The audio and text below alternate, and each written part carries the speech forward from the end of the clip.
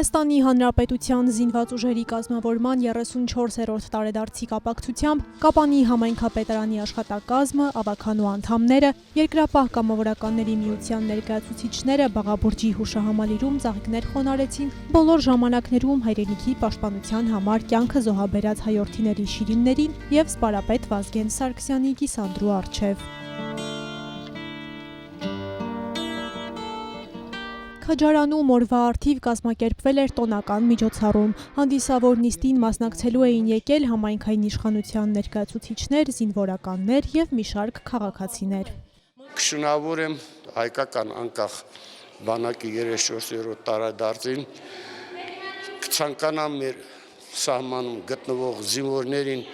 ուժ ու եռանդ կամք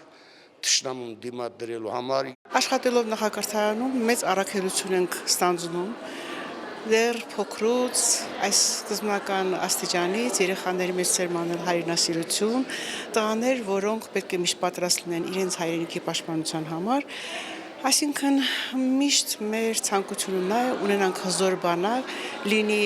խաղաղ իրականություն, կապույտ երկինք։ Պայա, պահպանյա եւ օրտնյա ազգս հայոց։ Հանդիսավոր միջոցառումը մեկնարկեց միասնական աղոթքով։ Քաջարանի հոգևոր հովիվ Տեր Շիրակ Քահանա Խանոյանը շնորհավորեց շեշտելով. յուրաքանչյուրիս խոսքը ուժ ու տոկունություն է հաղորդում մեր խաղաղության համար ամուր կանգնելուն։ Ասում ենք տոնը շնորհավոր հայոց բանակ, բայց ալոք խոսքեր չեն։ Սա պատմության մեջ գրանցվելիք էջեր են, որոնք եւ բարձր եւ ցածր արժանինքներով կերտել է մի ճանապարհ, որի հաջորդականությունը պիտի լինի մեր նվիրվածությունն ու նվիրումը։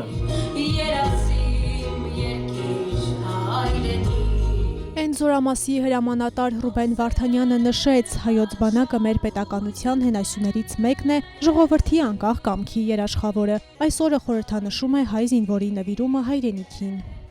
Խոնարհում ենք մեր հերոսների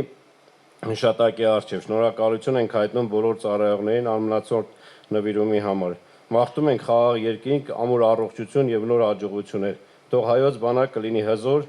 կարգապահ, արժանապատիվ, իբարս մեր պետության եւ ժողովրդի։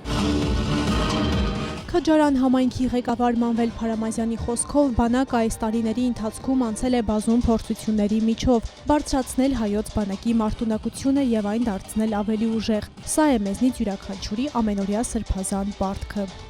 Տոնական այսօրը մենք խոնարհվում ենք մեր բոլոր այն ազատամարտիկների,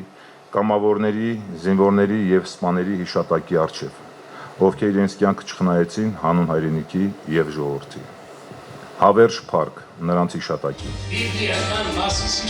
Հանդիսավոր նիստից հետո ներկաները վայելեցին մայրաքաղաքից ժամանած երգիչ երգահան Դավիթ Համալյանի, Արցախի ձայներ երգչախմբի եւ Քաջարանի ստեղծագործական խմբերի կատարումները։